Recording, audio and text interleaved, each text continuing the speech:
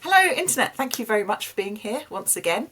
I have another exciting guest to talk all things acting and vertical drama in particular. And this time it is the very lovely Gio DeVal. So I'm going to ask him to give you all a little intro into who he is and where he comes from. So over to you, Gio. Oh my God. So my name is Giovanni DeVal. I was born and raised in Southern Virginia. Oh my God, I'm like giving you guys like from the intro the deep weeds. But my name is Giovanni DeVal. I'm an actor and I do commercial modeling and I model in New York. Okay, so first question. Virginia to New York. What was the decision? When did you decide that you needed to go to New York for life in your career? Oh my God. Okay, so I'm born and raised in Virginia and there's no arts programming in our high schools. It's like very American, right? So it wasn't until I moved to DC that I had to take an art class. So I moved to DC with my sister, had to take an art class, wanted to take photography, and there was no photography available. The only class available was theater. And so that was my introduction to art and theater, that whole world, which actually kind of like changed my life. And then I didn't want to like continue practicing theater at the time. I was like super young. And I was 18 and I was like, I want food and stability, you know? And so I actually went to college for psychology. I stayed in Maryland, went to college for psychology, and then I saw that there was an improv class and I needed a communications class. And I was like, improv seems like an easy A. And improv was my gateway drug back into acting in college. So from improv, I started directing, and then I started light designing, and then I finally started acting. And it got to the point in my senior year where I was like, I don't like psychology. I don't necessarily want to do psychology. I even like worked in human development. I worked in like industrial organizational psychology for a bit, and I was like, this is not feeding my soul. And I decided to go to grad school for theater. So I moved to New York, then went to grad school, still didn't want to do acting. I left grad school and I was working as a sound designer. And then finally the pandemic happened and I was like reconsidering everything. And I went in to get headshots for a show I was designing. And the photographer was like, do you like act or model? And I was like, no, I don't. I thought about it, I dabbled, but now. She was like, dude, you should do that. And I think from that moment, it took me like 6 to 8 months before I was commercial acting, commercial modeling, and then finally acting again. And that's what kind of like transitioned me from Virginia to New York. So that's really interesting that you're saying you were doing sound design and lighting. Kind of what was it about that interested you? What was the process Well, there? my like soul, and it's still like my like desire is to direct, right? Like I love directing. I love just like I have a very distinct point of view on things, or I'll be like, this story would be cool through this lens, you know? And I was directing a show in college, and I was trying to communicate with a lighting designer. His name is Doug Grove. Doug is one of the most amazing people that I've had in my life. I should probably call him actually. And he was like, hey, if you want to be a director, you need to learn how to communicate with designers. Because you're asking me to do things, and light doesn't work that way. And so I got super curious. I was like, I've got to learn every facet of how to make this work. You know, I've got to learn lights, I've got to learn sound, I've got to learn everything. And so the more I learned about light design, like I just kind of got good at it and was able to do it for my own. It really started from my own understanding of it. And same thing with sound design, but sound design was later. That was like in grad school. I got deep in the weeds with sound design. But so generally just for a desire to direct, and so I can communicate with designers and be like, can we do this? That's really what birthed that. I was looking for the word, but birthed that. So what was it like then making that move to in front of the camera? Because that sounds like that's actually quite a big change. It was a huge change. I'm like naturally kind of introverted as a human being. But I think there was also just like a desire to like let my voice be heard, you know? Like as a director, it's like kind of safe to do it because you're communicating with actors and they're making it happen.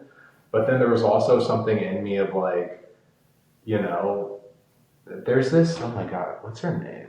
Sylvia Plath. There's this Sylvia Plath quote where she's just like, you know, I don't have enough time to read all the books I want, to do all the art I want, and I just learn all the skills I want. And like, I think that's kind of what really resonated with me. And that desire is kind of what led me to acting. It's like, you know, as an actor, there's one day you're going to be a doctor, you know, and you got to learn a little bit about doctoring. There's one day you're going to be like a mafia member and you got to learn about that world. So I think it was just the opportunity to live so many different lives, and like express myself in different shades and variations and colors that really attracted me to performing. And then just asking, when you're on set now, is it helpful that you've got that additional knowledge about lighting and sound?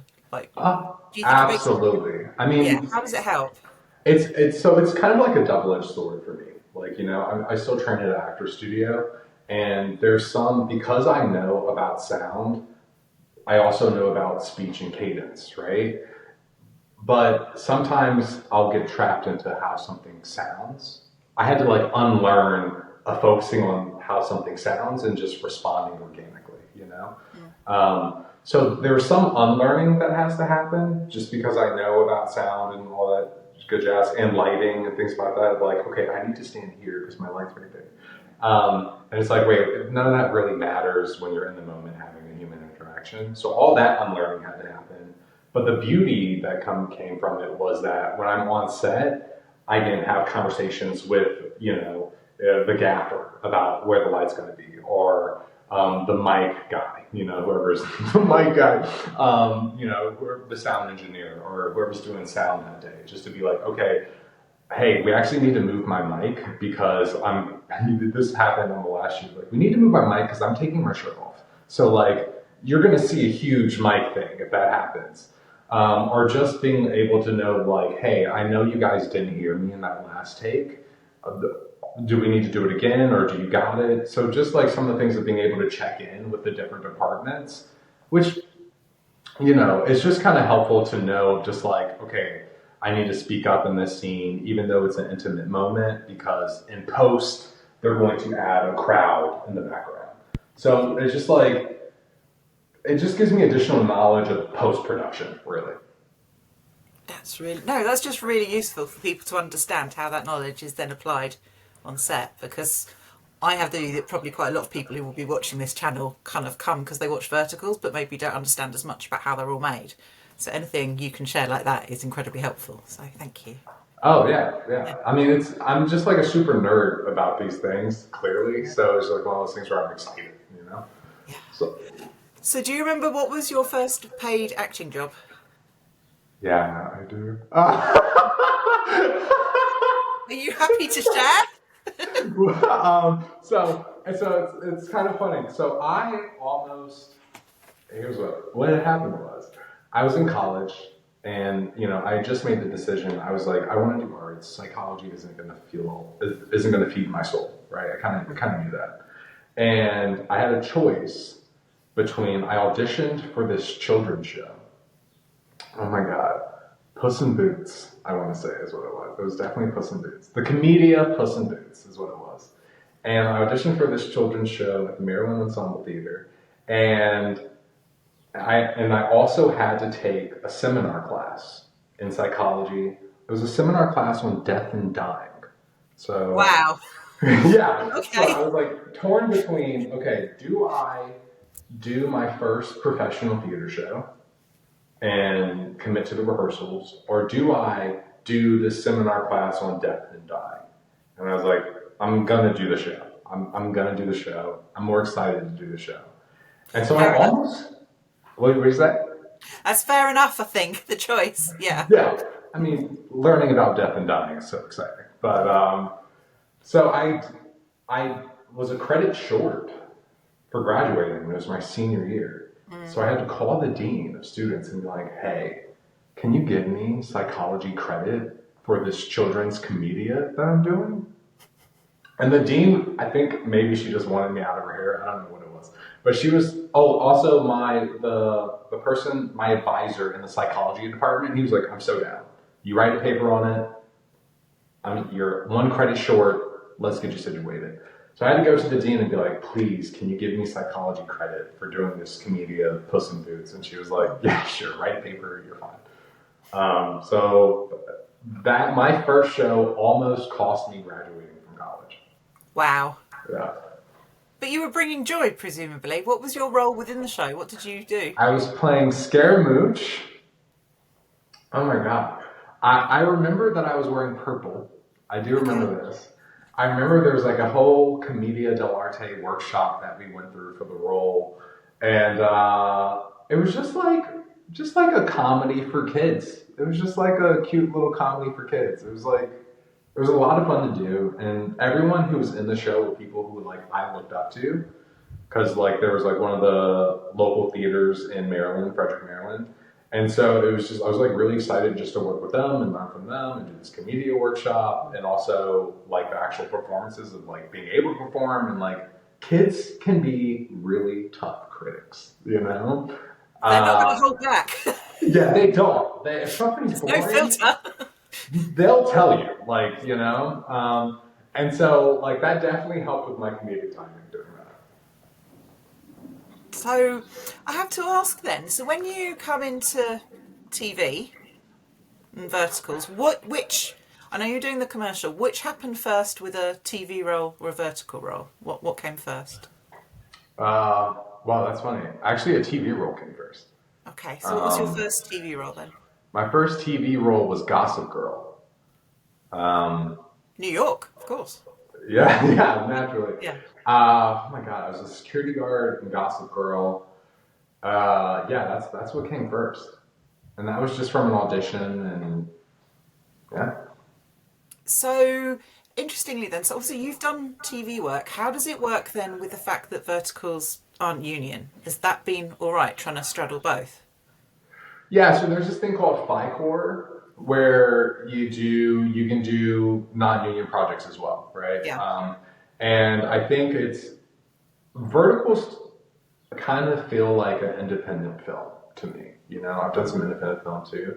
Verticals just, except for they feel like independent film, but they're ran by huge companies. You know, and it's just like every vertical I said I've been on, it's like we have 2 weeks or we have like 1 week, and we have to get this. And sometimes the scripts are, I mean, you know, the scripts are like long, you know, but we got to get all these shots, and it's like a crash course really. And you just dive in, and sometimes scenes get cut because there's not enough time. But I will say, just like most independent film, it all comes together. You know, at the end of the day, it all comes together. You have these like crazy stories just because you have these long days, and you really get to bond with the people you meet, just like you would on any independent film project. But it's just like everything at once, you know. And you know, film union work is usually, I mean, it can be chaotic too, right? Like it's just the nature of the beast. But there's usually like, okay, we'll just add another day. You know, if we don't get this, we'll do it tomorrow. And there's a lot more, I don't want to say downtime, but there's a lot more time to set up for shots, you know. There's a lot more time for preparation, I'll say that. But in the vertical space, we got to go, it's got to happen right now. And we need to move on, you know. How is that as an actor? Is that frustrating that you can't have more? Yeah. Or is it actually a bit exciting because you're like, I've just got to nail this, it's just got to happen now and go with it? I would say it's a little bit of both. I mean, it's a little bit of both because, like, I mean, for me, I'm just like so ready to do the thing, you know. I'm like, let's do it now. But then sometimes it's a little frustrating because it's like some of the scenes are actually like pretty meaty and there's a lot happening, and you're like, well, I don't want to rush this, you know. Like I want to take my time with this, and like, but there's so much that needs to happen where it's like really not about you, no pun intended. That genuinely wasn't me trying to plug the next film that I'm in. But like as an actor, it's genuinely not about you. You have to consider like what I'm feeling right now is what the lighting person's feeling. It's what the DP's feeling. It's what the director's feeling. It's what the producer's feeling. It's like we all are feeling a little bit rushed, and there's something about like having faith that like they cast us for a reason, because we can deliver in those situations. And so it's exciting. And then it's also a lesson in letting go, because it's just like life. You know what I mean? If you got to present something, the time isn't going to change. You got to own the moment, stand up, do the best that you can, right? Or do all that you can. Be prepared in the first place so that you can do it. And then you just have to let go, and whatever happens, happens. So I think it's very exciting, but for me, it's always a lesson in letting go, which it's not easy. That's not easy. I can understand. So I'm right in thinking your first role was quite a nice role because it was Sam in Fated Deal with the Mafia King. Yeah. So I don't know. Had you heard of verticals before? Had you seen anything? That is so fun. So yes. I didn't know that was going to be a vertical. Okay. Like everything, the casting for that said it was like a film, so I thought it was going to be like an independent film. And my contract said film, so I thought it was going to be a film.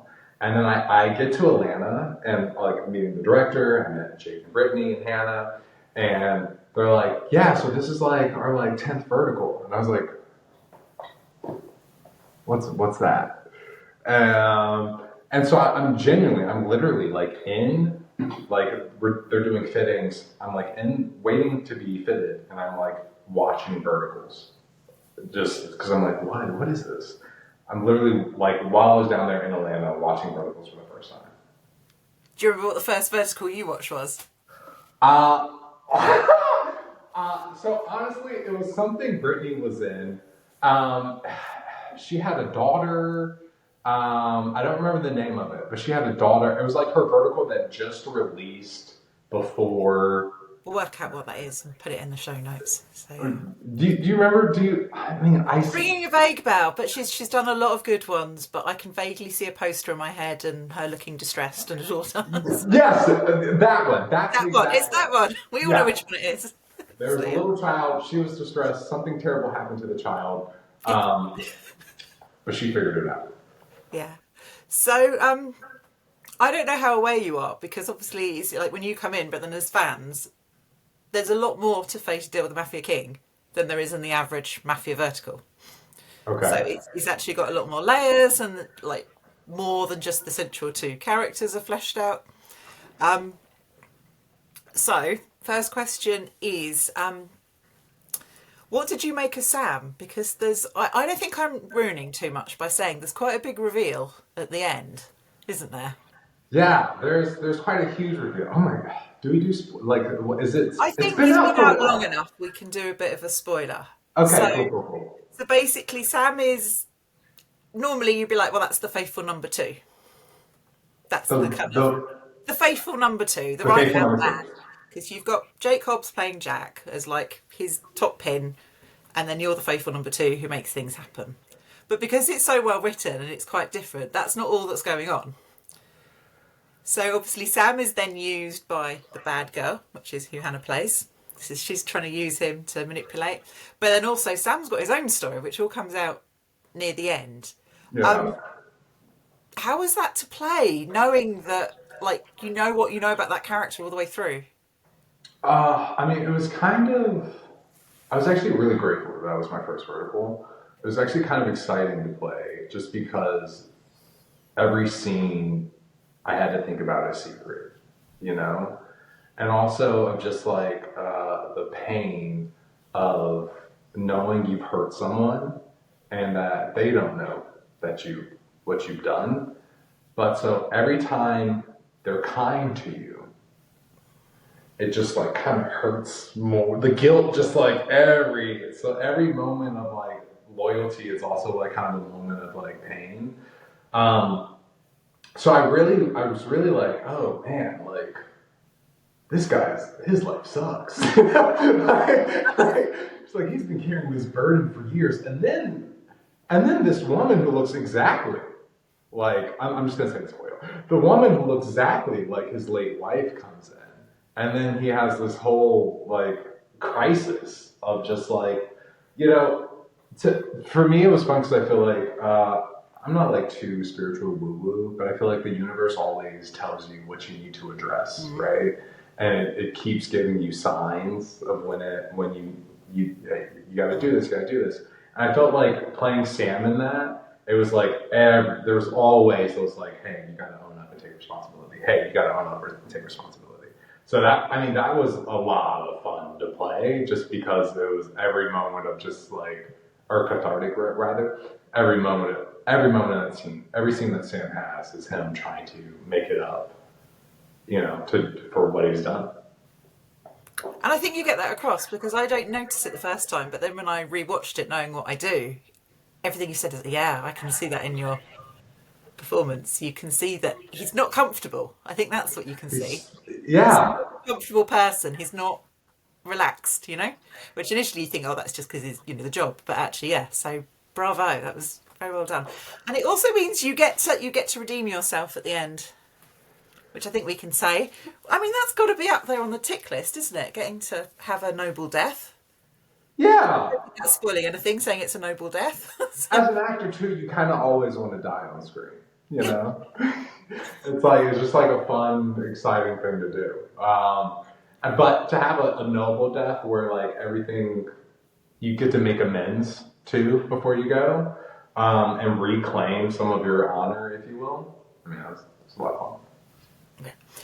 What was it like? Because I did feel, this might just be my opinion, I felt that Jack was more upset about you dying than he was about Molly. I thought that was where the real bromance was there. Well, I gotta say, Jake is probably one of my favorite human beings, right? And I think some of it might have been how we shot that scene. I think some of it was just how that scene was shot, you know? And we're all like so dead, tired. Like, I think that was like a 16-hour day or something. Like someone, Jake or Brittany could fact check me, but that was just like such a long day. And I think we were all just like, the way the director shot that scene too was actually kind of genius. Where, you know, it was just us in the room. Like in the full, you know, in the actual scene, there's the whole Mafia table in the background. But, you know, he got the coverage of that and then just got us in that moment. And we're all so tired, and just also like, how is this gonna work? It was also a lesson for all of us in letting go, or, you know, that's what I took away from that experience. But I just think that it was kind of the way we shot it, and also just like the admiration and respect that I have for Jake as a human being, you know.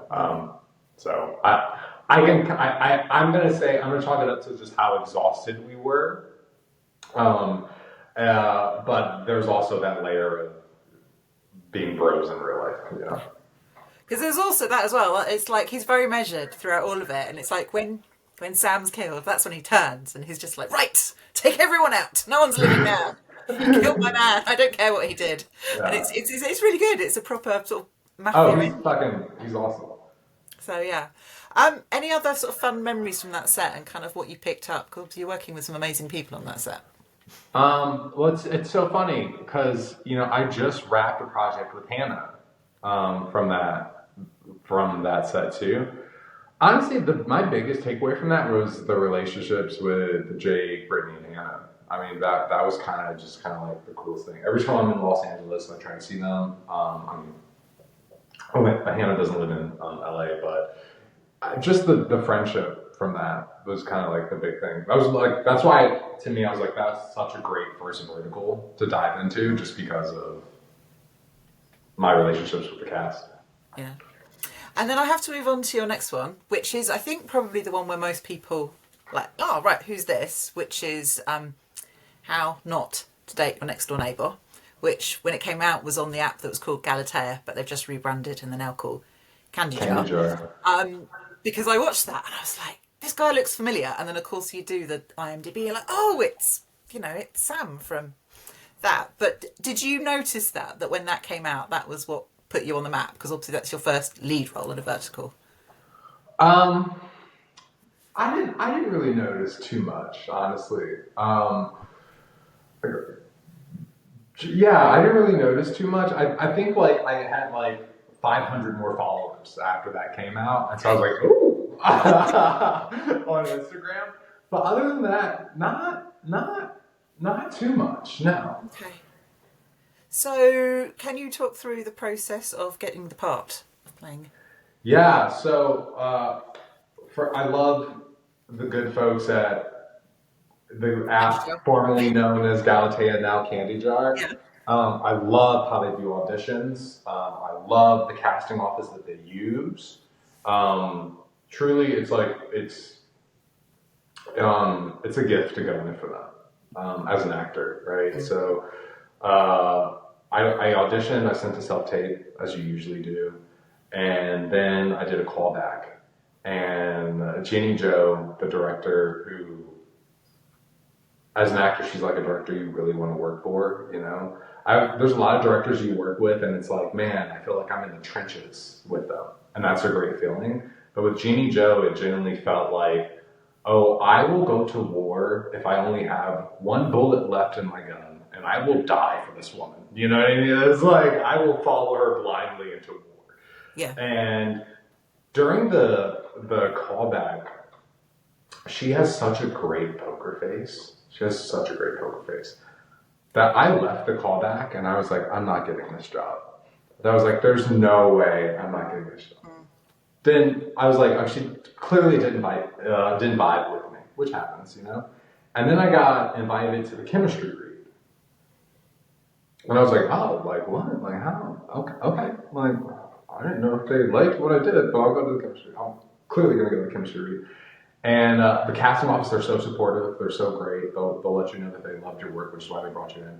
But so I came in for the chemistry read, and similar energy. Ginny Jo was just like stone-faced the whole time. And I'm like, all right, she brought me back in. She's got to like appreciate what I'm doing a little bit. Like I don't know what's happening. And so I was actually shocked and I think for the chemistry read, I read with one person, and it wasn't Lana. It wasn't Lana. And Ginny Jo ended that chemistry read with, I've seen what I need to see. So That's so hard. Like, what does that mean? I was just like, okay. And then like a day or two went by, and I found out I booked the job, and I was like, oh, it's so, okay, cool. I'm so confused. And then I go to the table read, the first table read for the project, and Ginny Jo's a different human being. She's like so bright, so warm, so like giving, so loving. And I'm like, where was the person who was like giving me nothing? And also because I didn't read with Lana, her and I both had an experience of who are you? You know, because it was the table read was the first time we got to actually read with each other. Wow. So so you both got it, basically, presumably with separate chemistry reads, but not actually a chemistry read together. We didn't actually chemistry read together. Like, you know, she's based in LA, and they were doing in-person chemistry reads. Me being from New York, they had me on Zoom, and I think the way the schedule worked out, we just weren't able to actually read with each other until the table read. Yeah. So, you got to play a cop. I play detective, yeah. Yeah. And it's a really good meet cute. It's a really funny meet cute as well. Yeah. Because so obviously you think she's breaking into an apartment, which is it's very well done. And I guess that's probably, it feels like that's almost the closest you've got to do to comedy. Even, I mean, obviously you're kind of straight-faced in it. Would you say that's the closest you've got to do in comedy on the screen in the vertical? Because after that, it's quite, you know, played straight, I would say, that one, isn't it? You know what's really funny? Like that wasn't even intentionally supposed to. That wasn't supposed to be like a comedic moment. Yeah. You know, I think some of that was just like there's a lot of fear, not fear, but there's like an awareness to like we can't come off as a dick. You Mm, know, this is like the first scene, the first time we meet him. He's arresting her, pushing her against the wall. Like, mm, there has to be something charming mm. about his energy. Um, and there's a word I'm looking for. And so, just reading it, I was like, okay, if he's like a little irreverent to his job of whatever, then like maybe, you know what I mean? Like, there's some people who are a little abrasive, but they're funny. And so you kind of forgive them for their abrasiveness, you know? And so I think some of that just goes to honestly Jenny Joe's eye on the scene of just like, all right, we can't make it be too abrasive. And so I think that's where the comedy kind of came from. But undeniably, and I'm just kind of a goofball in my own personal life. Mm. So it just naturally leans to me being sarcastic and funny, you know? So some of it was just that. But that's the closest I've come to a comedy. But I really like that because I think otherwise, if you played it more heavily, then yeah, it becomes either like a comment on police brutality and like, is this an overuse of that? You know, Yeah. or it becomes more of a power dynamic that's not very pleasant to watch and that I don't particularly like in verticals. So just well done everyone for. I think it's Yeah. pitched perfectly that you never get uncomfortable watching it. And it's sort of, it doesn't go into comedy, but it's lighter because of the way you do it. Yeah, it's definitely lighter, and there's some moments where I genuinely enjoyed being like, oh, this would be so funny if you did this, you know, or this would give me joy in this moment to do this, and Untitled, that worked. Yeah. Um, so basically with that one, it's a great story and there's this lovely build up between them. But then actually your character does get to kind of you get that thing, don't you? If they get to know each other, but then there's the barriers of like going from knowing each other and liking each other to actually committing with emotions. And you get some amazing scenes where you kind of explain why you're not.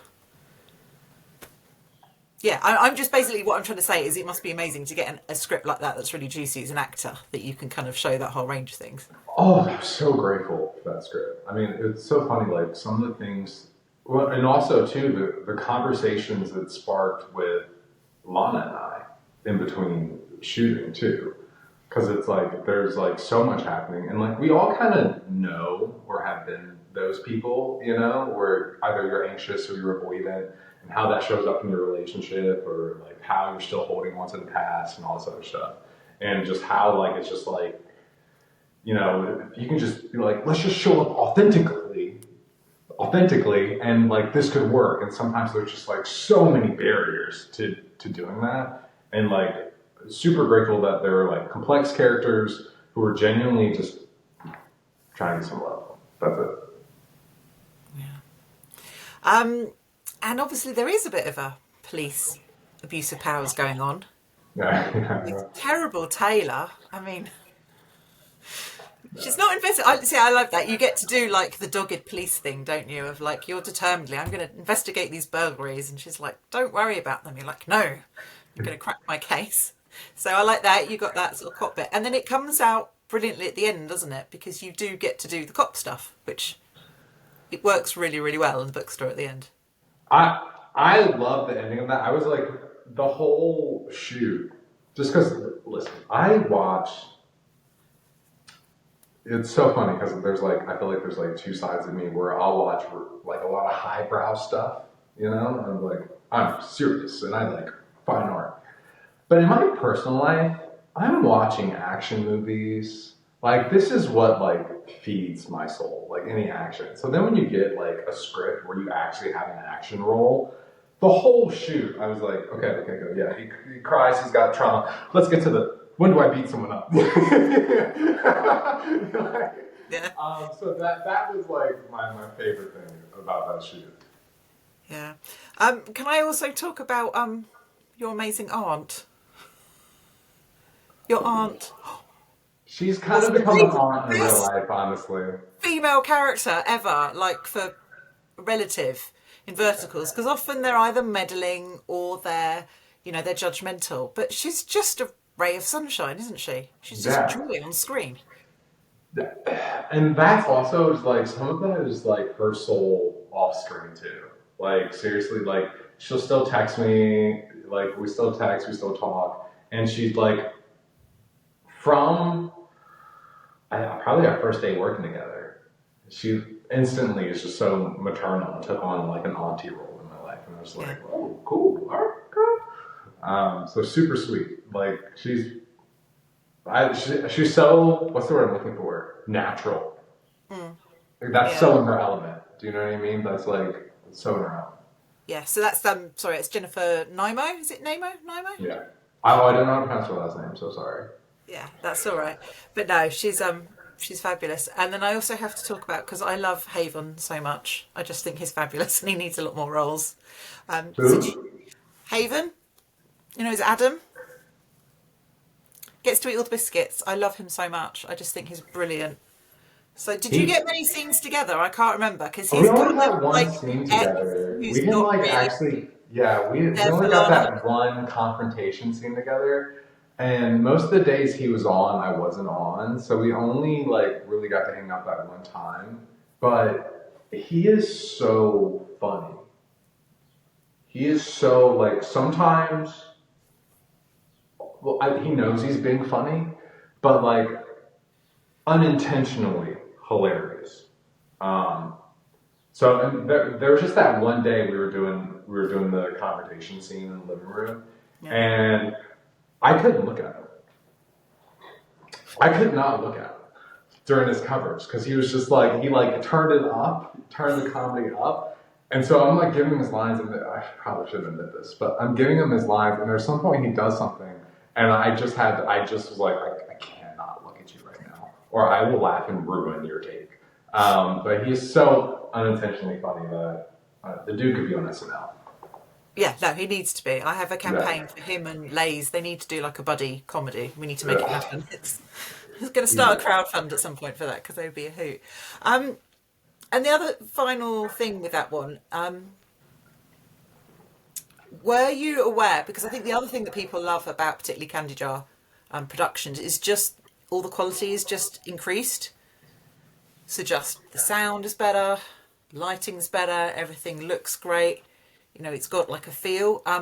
Do you notice that? Because obviously you've actually got the lighting and the sound. Can you tell why it's going on? Of like, okay, there's a bit more being put into this. Yeah, I mean, some of that is just the nature of like who like the production companies that they work with themselves. But like you also get to see like some of the playback, not all of it. Like we don't get access to the dailies or anything like that. But like the director or the DP will take a photo of the shot and they're like, "Whoa, this looks clean," and that's before they've edited it at all. Just the shot itself.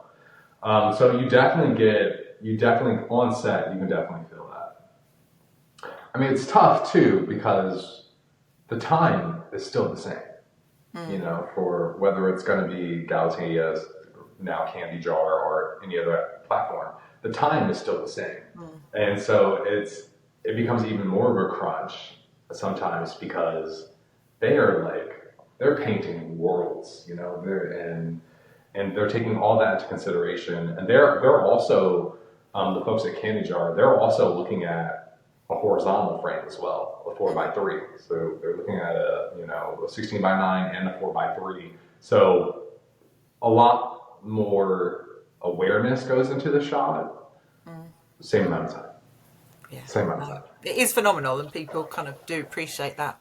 Particularly the sound, actually, that's something I think that's been coming up in fan discussions recently. The sound can really vary. I mean, And it's then, tough too because sometimes you're shooting in like houses, and you have no control. I mean, this is for everyone really, but you have no control. If there's an airplane that goes by and ruins your shot, and you have to shoot again, and now you're behind schedule, and it's no one's fault. You can't stop air traffic control. So I don't know, they do a really good job. yeah. So then after that, was it after that that then this has started your little run of being a cop?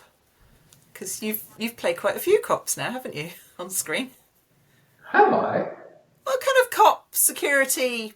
You've had a few. There will be names that people recognise on your IMDb of well-known, what I would call cop shows. FBI. Oh, I've got some mercenaries. Oh, mercenaries. Ah. I play a mercenary. I do play a security guard for like Yeah. the Met Gala and Gossip Yeah. Girl. Do I play another cop? I don't know. So I just assumed they were. So this is me making assumptions, which you should never do. No, you know what's really embarrassing? You could be right, and that would be really embarrassing for me. That I forgot that I did something. But I think that was my first cop, true cop. Yeah. But yeah, so in Equalizer, I was a mercenary. Law and Order, I was a mercenary. And I played security guard in Gossip Girl, and then I had a different role in, this is so embarrassing, FBI Most Wanted. Okay. So what is it about you that says mercenary? You know what's really funny is that it's taken me those roles are actually kind of difficult for me. Because I've, like me being serious is like, takes great effort, you know what I mean? And I've gone to an acting coach and just been like, hey, I need to be tougher. Like, can you help me? I need to capture the essence of like these grittier characters more. And so maybe it's the work I've been doing on that. I have no idea, but who knows? Who knows? So when you're playing these roles, because even from like the Mafia King, obviously, you're given guns. Is there like instruction of like this is how to hold a gun, so you're pointing in the right way and you look like you know what you're doing, or is this something you just have to figure out on your own? How does that work? Some of it was, oh my God, I don't remember if it was either college or grad school, right? Like as an actor, you do get some training on that, just from whether you go to conservatory or whatever. There's always like a weapons handling. I think it might have been a show that I did at the Maryland Ensemble Theater, where there was like a prop master and I forgot the name of it, but someone showed me how to use a gun, how to clock it, how to load it, all that good jazz. I also did ROTC as a kid, so like some of that was just kind of military training, some of that was kind of like just from that. But there is someone on set whose main job, and usually one of the ADs, the first AD, whose main job is just safety, and then the props master will come in and kind of, I don't want to say introduce you to the gun, but the gun you get for the first, whatever gun you're shooting with, that's your gun. So there is someone on set who like handles it. If I'm doing a scene and I'm in this room, right? And they need to set up for a bit, and my green room's over there, whatever the case may be, I have to hand someone my gun and then go to the green room, like my gun, and then go to the green room. So yeah, there's someone whose eyes are always on it. There's someone who trains you how to use it if you haven't used one before, and usually it could be the stunt person as well. But sometimes they'll have a conversation with you. So in Mafia, the stunt person came up to me and was like, have you used a gun before? Do you know how to hold a gun? And I was like, yeah, I've done that before. And there's some people who hadn't. And so she was like, all right, you got to do this, you got to hold it this way, you can hold it this way or this way or this way, depending on the grip. And so yeah, there's someone who keeps eyes on that. Because the last thing you want is to give someone a gun that looks like they've never held a gun before. And then... So you've kind of hinted at it, but I believe you've got another vertical coming out soon. What are you allowed to tell us about it? Okay, I think I can give you guys a brief synopsis. I checked with them. I was like, can I talk about this? And they said, okay. So I won't give too much away. I will say it's called Not All About You. It's going to be on Candy Jar. It's going to release, I'm being told, June 13th. But, middle of June. And it's interesting because it's actually kind of the opposite of How Not to Date Your Neighbor. Like, my character in How Not to Date Your Neighbor was super avoidant, and this guy's more anxious. This guy is a little bit more anxious. It's about, I'll say this: if you're fans of Grey's Anatomy, I think like you're gonna love this vertical. It gives a little bit of those kind of vibes. But essentially, like a doctor has to come to terms with his past when he falls in love with his resident. So who's your leading lady? Hannah. Perfect. Yeah. Yeah, Hannah. She kills Okay. it. Doctoring. Was there doctoring advice given? Because It's really doctoring funny. So, advice, again, can be interesting, shall we say. wait. What's that last part? I want to make sure I captured it. Yeah, doctoring efforts in verticals are interesting. There's some very Yeah. bad bandaging, and there was one had the worst ever CPR I've ever seen of like pressing here. So I'm hoping a little bit of doctoring support was given to you. I kind of love that. I'm also like, so when I did Mafia, I watched so many mobster movies. Like, I literally OD'd on all the Godfathers. And so on this one, I did a deep dive of Grey's Anatomy. One, I loved it when it came out. Like, I had the box set. A 15-year-old with a box set of Grey's Anatomy. That was my life. Yeah. And so I just did a deep dive of Grey's Anatomy. And I think for this one, there wasn't a lot of, like, saving someone's life doctoring. You know what I mean? Good.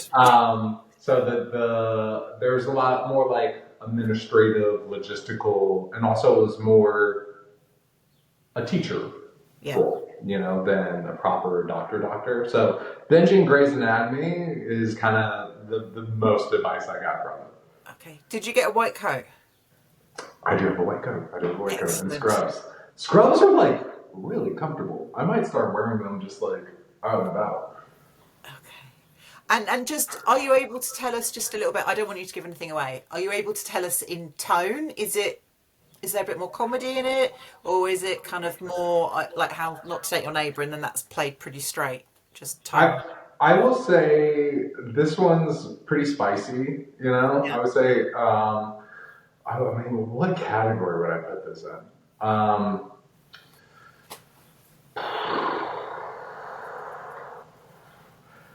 Yeah, this one's pretty spicy. I guess that's the best way to say it. Yeah. That's fine. But it's more straight in tone. I'll say Yeah. that. Yeah. Because I just feel that we need to get you in a comedy. I would love to do a comedy. From my knowledge, they're not a lot. The comedy verticals are few and far between. Yeah. Yeah. And the people I know who've done them are freaking hilarious. So I'd love to do them. I just feel, I just want to put that out there because I'm on a campaign for more comedy verticals. I mean, I know that there's different, they're trying to experiment with what the audience want, but I think they kind of forget that verticals are escapism, essentially. And like comedy makes everyone feel better, and that's what we all want. So we need more comedy. And here you are. So I have to ask, okay, things that you've watched then. This is more general questions. What's your favourite Mafia movie, TV series then, given you've been in a Mafia one? Wait, my favorite Mafia movie TV series? Yeah, which one? Which one's the one that you rate? Oh my God. Okay, so I think Godfather 1 might be my favorite. I won't say what my least favorite is, but I would say Godfather, the original Godfather, is probably going to be my go-to, my bread and butter. Okay, favourite James Bond? Ooh, okay. Wow. I'm going to have to go. Anything Sean Connery, I'm going to have to go for that. Can't go wrong with a classic. That's fair enough. I think also some of it was just like being a kid, and that was like my introduction to James Bond, Yeah. What about favourite then medical show? Would it be Grey's Anatomy? Fair enough. I want to know who your favourite character is now. This really interests me. I have a thing for Patrick Dempsey. I think he's. Am I saying his last name right? I think so. Yeah. So before I saw him in Grey's Anatomy, I saw him. He was like this pizza delivery boy. He was like young. He couldn't have been older than 25. And I was like, whoa, this guy is like. There's something interesting about watching him on film. And then when I saw him like 2 years later in Grey's Anatomy, I was like, that's the dude. That's the guy. And just like I don't know, most watchable. He's just so watchable. Very, very watchable. Okay, so I have to ask, favourite cop or crime? You can do movie, Okay, TV show, more than one. I love Brooklyn Nine-Nine. I love Brooklyn Nine-Nine. Oh my God, what's her name? She has the black leather jacket. Do you know? I can't remember. She's so fun. I want to say Rosa. I think so. I have to look it up. It's so long since I've watched it. It's a very long time. I I've just watched too many heard. verticals since then. It's pushed all that knowledge out of my brain. You know, it happens. Brooklyn. Right, we'll look that up. Okay, so Brooklyn Nine-Nine. So the comedy and police, yeah. Yeah, I love the comedy with it as well. I mean, I do watch some like series. What did I just watch? I just watched a detective thing that was pretty great. Wait, no, I think it was The Accountant. No, it was The Accountant too. It wasn't really detective-y. But Brooklyn Nine-Nine is going to be my favorite one in that thing. Yeah. And you did a post about Ben Affleck. I love Ben Affleck. I loved that post. I felt you nailed what's so great about Ben Affleck. Oh, awesome! I think he's just so great. I don't know what it is. I mean, my first introduction to Ben Affleck was Mallrats. I don't know if you know Oh, that. wow, that's going back. Yeah, that ancient film, right? Yeah. And it's so funny because I'm gonna throw my sister under the bus. I was like, man, I really love Ben Affleck in this, and she was like, what? My sister's great taste in film, but she's a little like it's got to be like highbrow, you know. Yeah.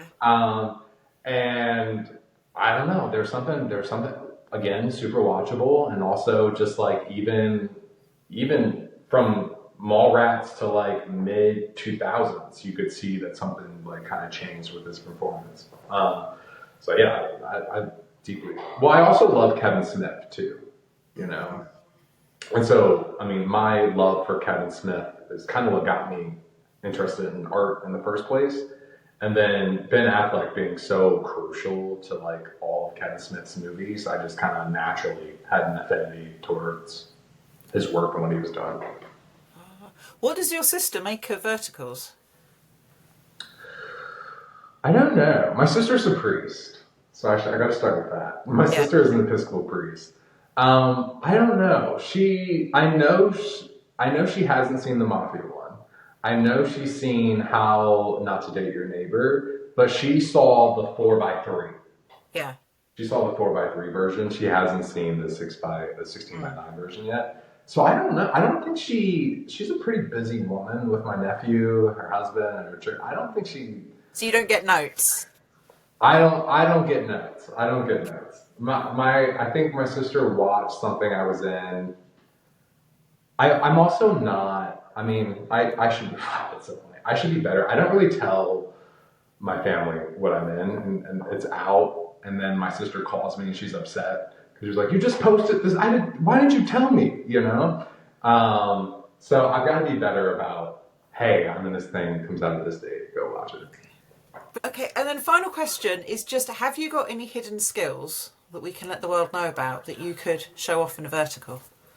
Hidden skills. Oh, girl, yeah, that's a great question. I am very good with animals. I trained my dog, so I'm very good. And I just did a commercial with the dog, actually. So I'm really good with dogs. I want to do more stunts, though. Yeah. I want to do more stunts. More stunts. Yeah. Okay. And what sort of dog do you have? We have to ask about the dog now. I have a Labrador Pointer mix named Kobe. Yeah. How old? He's 5 now, pandemic puppy. Yeah. That you train, and you did all the training yourself? Yeah, it was during the pandemic, so I had nothing but time. So I watched a bunch of YouTube videos, and literally was just like spent an hour every day just training him. Oh. And now he's like the chillest dog in the world. Yeah. Yeah. The pandemic was amazing for dogs. It was a dog's best life, wasn't it? They're staying home with us. Yeah. So yeah. I remember being super afraid when I like went out, once the pandemic cleared down a little bit. I was like, is he going to be okay? And he was, I got a furbo, he couldn't get close. I just have to say thank you so much. You've been an absolute superstar, and thank you for talking to me and sharing your stories and letting us all get to know you a bit more. Just anything final you want to say? Otherwise, I'll just say thank you and let you get on with your Sunday. No, that's it. Thanks for having me. I appreciate it. Thanks for your time. So you're a superstar. Thank you. All right. Have a good one.